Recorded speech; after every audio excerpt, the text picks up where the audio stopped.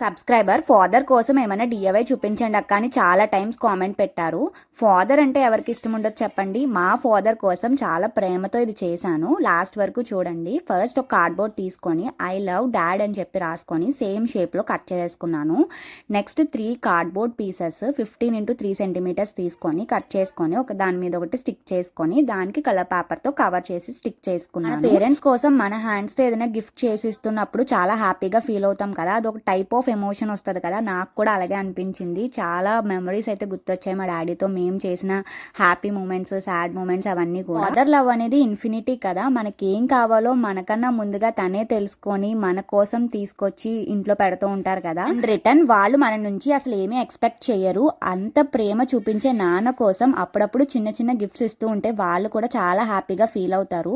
మీరు మీ డాడీకి ఫస్ట్ ఏం గిఫ్ట్ ఇచ్చారో సరదాగా కామెంట్ చేయండి. నచ్చితే లైక్ చేసి సబ్స్క్రైబ్ చేయండి.